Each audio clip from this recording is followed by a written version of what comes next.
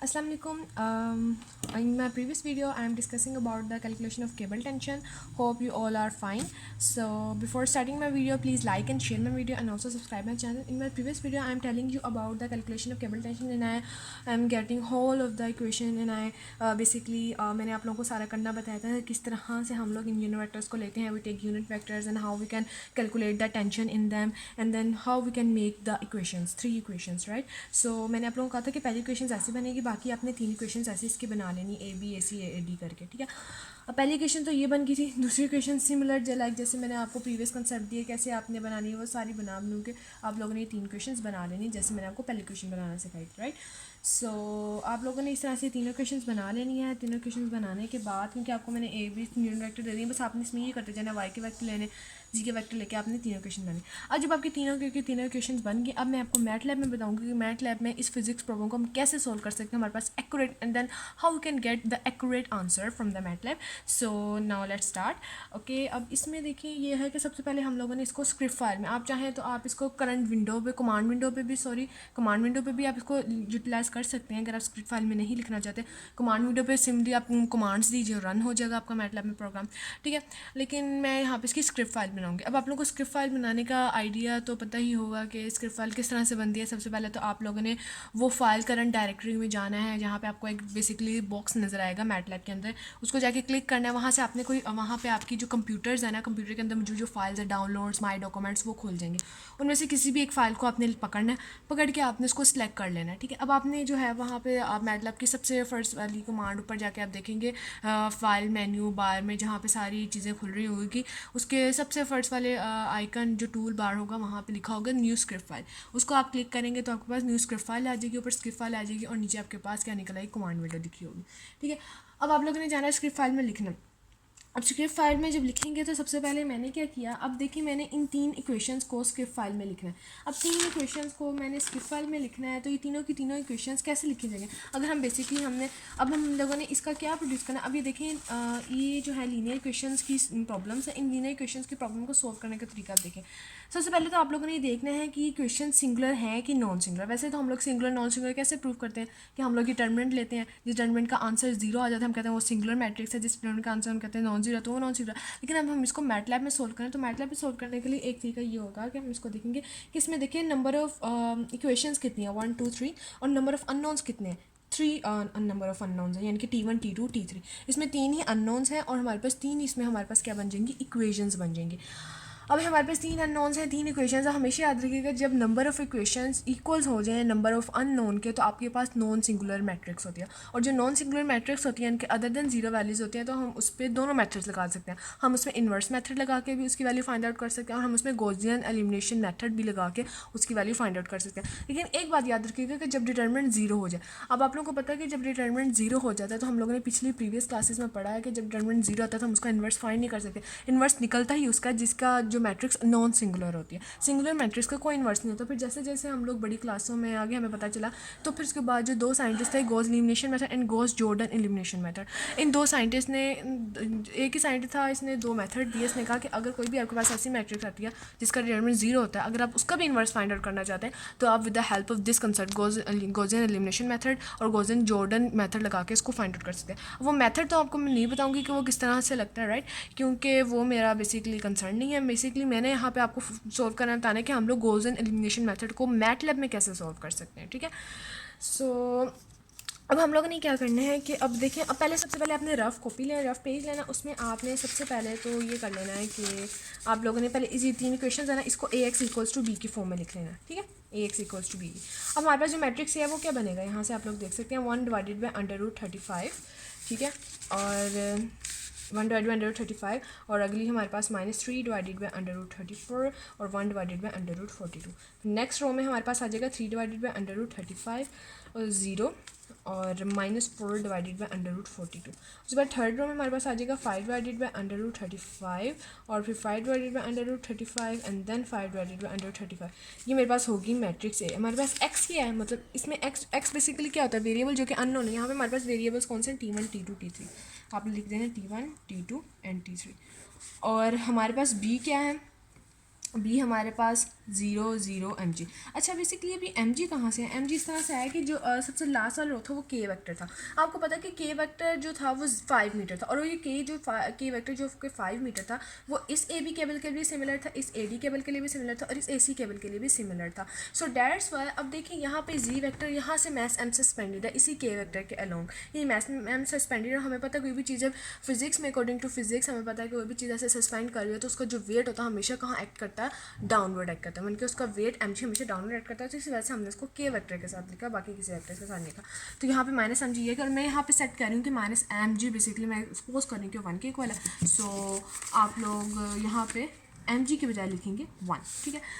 अब हमने इसको मैटलैब में सोल्व करना। मैटलैब में सोल्व करने के लिए सबसे पहले तो आप मैटलैब पे ये इक्वेशन लिखेंगे कि मैटलैब पे इक्वेशन लिखी कैसे जाती है। सबसे पहले तो लिखने से पहले ना आप लोगों ने, अब इसका स्क्वायर 35 है ना, आपने मैटलैब में इसका स्क्वायर, जब भी आपने मैटलैब में किसी चीज़ का स्क्वायर लिखना होता है सिंपल आपको मान देते हैं SQRT, और जिस नंबर का लेना होता है स्क्वायर इस स्क्वायर ब्रैकेट के अंदर लिख देते हैं। इसी तरह से मैंने क्या किया, मैंने S35 कोई भी वेरिएबल डिज़ाइन कर लिया मैटलैब में। मैंने कहा कि S35 भी कोई भी वेरिएबल है, और मेरे पास देखें क्योंकि हमारे पास अंडर रूट जो मैंने लेना है 35 का लेना है, 34 का लेना है और 42 का लेना है, ठीक है, क्योंकि मेरे पास तीन ही वैल्यूज़ का मैंने अंडर रूट लेना है। तो मैंने एक S35 वेरिएबल में इंट्रोड्यूस कराऊंगी मैटलैब की मेमोरी में, एक मैं S34 करवाऊंगी और एक मैं करवाऊंगी S42।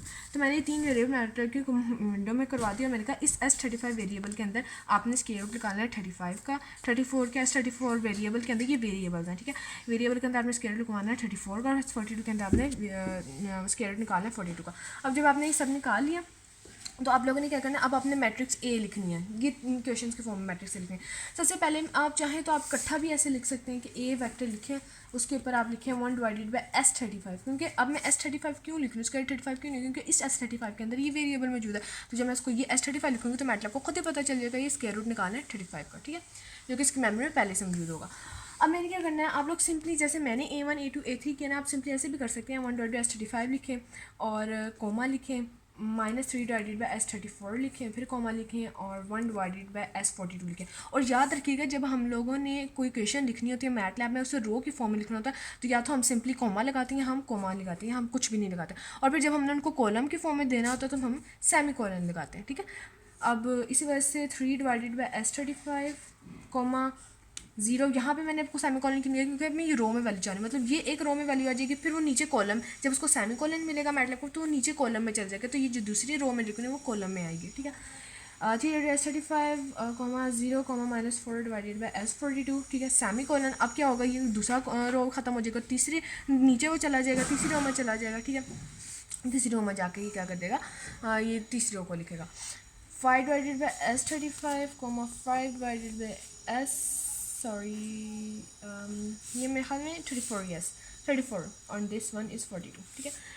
And 5 divided by S34 and comma 5 divided by S42, और मैं आगे अब मैं सिंपली सेमीकोलन का साइन इसलिए लगाऊंगी, सेमीकोलन का मतलब ये नहीं कि उसको नेक्स्ट रो में कन्वर्ट करेगा, नो, इसका मतलब ये कि इसको बार बार एको ना करूँगी, क्योंकि अगर मैं इसको सेमीकोलन में नहीं ना लिखूँगी तो क्या करूँगी, जब मैं एंटर प्रेस करूँगी मैटलैब में तो क्या होगा कि तीनों की तीनों इक्वेशंस जो है ना वो दोबारा से दे देगा, इस तरह से तीनों की तीनों इक्वेशन जो है वो लिख के दे देगा, फिर वो अगली फिर नेक्स्ट कमांड देगा जिसमें मैं अगली वैल्यू लिखूँगी। सो जो अगर हम एको नहीं करना चाहते, बार हम नहीं कहते कि हमें पता चल गया हमने ये वैल्यू दी, तुम अपनी इसको मेमोरी में स्टोर कर लो, हमें दोबारा शो ना कराना, तो शो ना कराने के लिए हम इस सेमीकोलन का साइन लगाते हैं। अच्छा, तो सिंपली मैंने यहाँ पे कैसे किया, मैंने कहा कि मेरे पास A1 है, ठीक है, मैंने एक और मैंने वेरिएबल इंट्रोड्यूस कराया मैटलैब को, मैंने कहा इस A1 वेरिएबल के अंदर से A1 मेमोरी के अंदर जो तुमने अपने अंदर प्रोड्यूस कराई है उसके अंदर ये चीज़ें रख दो, ठीक है, 1/S35, A2 के अंदर ये लिखो, A3 के अंदर ये लिखो, और फिर मैंने कहा कि सेट A जो बनेगा वो A1 colon A2 colon A3, यानी कि A1 के अंदर जितनी भी रो है फिर उसको सेकंड रो में कन्वर्ट करना, फिर दूसरी रो आ जाएगी, फिर उसको सेकंड तीसरी रो में कन्वर्ट कर दो, तीसरी रो लिखी जाएगी, ठीक है। ये तो सेट ए को हमने लिख लिया मैटलैब में। अब हम लोगों ने क्या लिखना है, हम लोगों ने लिखना है बी। अब बी मेरे पास क्या है, 0 0 1, राइट, एक मेरे पास कॉलम है और मैंने अब इसको 3 रोज़ में लिखना है, तो मैं क्या करूँगी, 0 कॉलन जब लगाऊंगी तो दूसरी रो में चला जाएगा, फिर मैं कॉलन लगा के तीसरी रो में उसको ले जाऊँगी 1, ठीक है। ये मेरे पास आ गया जी बी, और मैंने फाइंड आउट क्या करना है, ये अननोन वेरिएबल्स डिफाइन करना। अब देखें, अब ये तो नॉन सिंगुलर है, ठीक है, नॉन सिंगुलर मैट्रिक्स है, इसमें मैं मैट्रिक्स इन्वर्स मेथड लगा भी सकती हूँ इस T1 T2 T3 की वैल्यू फाइंड, क्योंकि उसने तो हमें क्या कि सिंपली आपने T1 T2 T3 की वैल्यू फाइंड करनी। सिंपली मैं T1 T2 T3 की वैल्यू फाइंड आउट करने के लिए क्या करूँ, मैट्रिक्स इन्वर्स मेथड भी लगा सकती हूँ, गॉसियन एलिमिनेशन मेथड भी लगा सकती हूँ, लेकिन मैंने यहाँ पे गॉसियन एलिमिनेशन मेथड लगाया। अच्छा, और बात याद रखिएगा, आपने जब गॉसियन एलिमिनेशन मेथड लगाना तो वैसे गॉसियन एलिमिनेशन मेथड ये होता है कि आप लोगों ने पहले से एशेलॉन फॉर्म में कन्वर्ट करना होता है, उसके बाद फिर बैकवर्ड सब्स्टिट्यूशन करनी होती, फिर अननोन वेरिएबल्स की वैल्यू निकालनी होती। लेकिन सिंपली मैटलैब ने इस चीज़ को इतना सिंपली हमारे लिए ईजी बना दी कि बजाय हम इतनी बड़ी कैलकुलेशन करें, पहले उसको एशेलॉन फॉर्म में कन्वर्ट करें, फिर रो ऑपरेशंस करके पहले उसको एशेलॉन फॉर्म में कन्वर्ट करें, फिर बैकवर्ड सब्स्टिट्यूशन करें, फिर अननोन वेरिएबल्स की वैल्यू निकालें। सिंपली हम लोग इसमें क्या करते हैं, हम लोग क्या करेंगे, हम लोगों के पास ये सेट ए है, टेंशन टी की मैंने वैल्यू निकाली, मैं लिखूँगी equals to A divided by left division method, ये होता है राइट डिवीजन मेथड मैटलैब में। मतलब आपने सपोज आपने सोल्व करना है 55 डिवाइडेड बाय 35, आप देखना चाह रहे इसका आंसर क्या आएगा, तो आप मैटलैब में सिंपली लिखते हो राइट डिवीजन मेथड लगाते हो, उनके राइट डिवीजन का साइन लगा के डिवाइड बाय 35 करते हो, तो आपके पास सिंपली इसका आंसर आ जाता है। लेकिन अगर आपने गॉसियन एलिमिनेशन मेथड सोल्व करना है मैटलैब में, तो आप क्या करोगे, सिंपली लेफ्ट डिवीजन मेथड लगाओगे। ठीक है, अपने लैपटॉप्स में जहाँ पे आपने मैटलैब किया वहाँ पे लेफ्ट डिवीजन मेथड का साइन देखिएगा, वहाँ पे वो लगाइएगा डिवाइडेड बाय बी, तो इससे आपके पास टी के 3 आंसर आ जाएंगे, 1 2 और 3, और ये इसने सॉल्व करके दिखा दिया। देखिए कितना आसान हो गया मैटलैब में, पहले बजाय इसके आप उस पर रो ऑपरेशन करते हैं, फिर उसको एशेलॉन फॉर्म में कन्वर्ट करते हैं, और फिर बैकवर्ड सब्स्टिट्यूशन, फिर जाकर आपको टेंशन T1 T2 थी। लेकिन सिंपली आपने इसको यही कमांड देनी, बस एक कमांड देने से आपके पास ऐसे 2 मिनट में आपके पास आंसर, 2 सेकेंड्स में आपके पास आंसर आ जाएगा। ठीक है, सो आपके लिए कितना ईजी हो गया। अब मैंने तो गॉसियन एलिमिनेशन मेथड लगाया, आप देख सकते हैं, देखें D is equal to A divided by V. ठीक है, लेकिन अगर आप चाहें तो आप इस पर क्या लगा सकते हैं, आप इस पर मैट्रिक्स इन्वर्जन मेथड लगा सकते हैं। वो इन्वर्जन मेथड क्या होता है कि अगर आपने किसी भी चीज़ का इन्वर्स लेना है, सपोज डैट ये मैंने इसको कहा हुआ है मैट्रिक्स है, मैं इसका इन्वर्स लेना चाहती हूँ, मैं एक वेरिएबल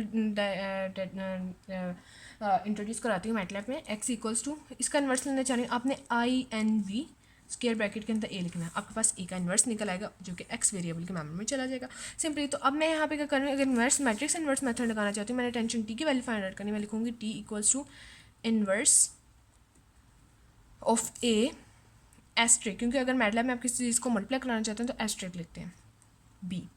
ठीक है, तो मेरे पास matrix inverse method find out करके मेरे पास यहाँ पे टेंशन की 3 वैल्यूज़ आ जाएंगी। ठीक है, इसी तरह से ये हमारे पास एक्स अननोन वेरिएबल, जैसे इस इक्वेशन में मेरे पास अननोन वेरिएबल टी है, तो मैं A T equals to B लिखूंगी, और मैं टेंशन टी की वैल्यू फाइंड करना चाह रहा हूँ, तो क्या होगा, ए यहाँ पे चला जाएगा तो इन्वर्स में चला जाएगा इन्वर्स भी, तो इस तरह से मेरे पास टेंशन की वैल्यू वही सिंपली मैट्रिक इन्वर्स मेथड लगा लेंगे, गॉसियन एलिमिनेशन मेथड लगा।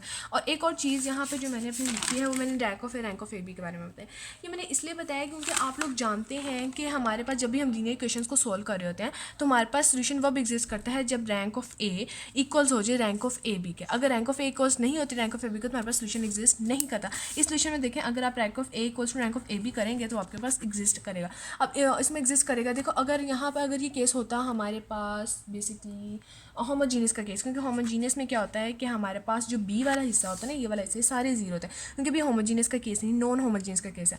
क्योंकि होमोजीनियस के केस में हमेशा रैंक ऑफ ए इक्वल्स आएगी रैंक ऑफ ए बी, क्योंकि बी पार्ट में तो जीरो जीरो है तो वो तो हमेशा इक्वल आएगी। लेकिन जो नॉन होमोजीनियस का केसेस होता है जिसमें बी इक्वल्स टू नहीं जीरो, तो उसमें हमारे पास रैंक ऑफ ए मस्ट भी रैंक ऑफ ए बी की इक्वल भी आ सकती है और नहीं भी आ सकती। अगर नहीं इक्वल आएगी तो हमारे पास सोल्यूशन एग्जिस्ट नहीं करेगा और मैटलैब एरर देगा। तो हम लोग अगर हम लोग को कोई पेपर चल रहा है, प्रैक्टिकल चल रहा है, हम टीचर को चेक कराना चाहें, तो आप बेसिकली ये इस टेंशन की वैल्यू निकालने से पहले आप बेसिकली सिर्फ ये कमांड देंगे रैंक आर एन के रैंक लिखेंगे यहाँ पे ए, और इसी तरह से रैंक ऐसे हमारे पास निकल आएगा, रैंक आप निकालेंगे दोनों के 3 निकलेंगे, तो आपके पास सोल्यूशन भी एग्जिस्ट कर रहा है और ये आपके पास नॉन सिंगुलर भी है, आप इसमें दोनों के दोनों मेथड्स भी लगा सकते हैं, आप अपना आंसर फाइंड आउट कर सकते हैं।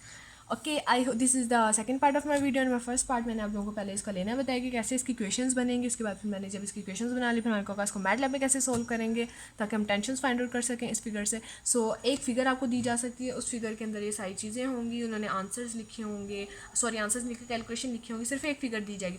अब वो आपको खुद ही इसमें से इक्वेशंस बनानी पड़ेंगी, खुद ही इक्वेशन बनाने के बाद फिर आपने उसको मैटलैब में सॉल्व करना है। ठीक है, सो इस तरह की बहुत सी फिगर्स आती रहती हैं, मैटलैब में कैसे सॉल्व करेंगे। जो लोग BS फिजिक्स के स्टूडेंट्स होते हैं, जिन्होंने BS CS करना होता है, right. So I hope you will understand my lecture. Thank you.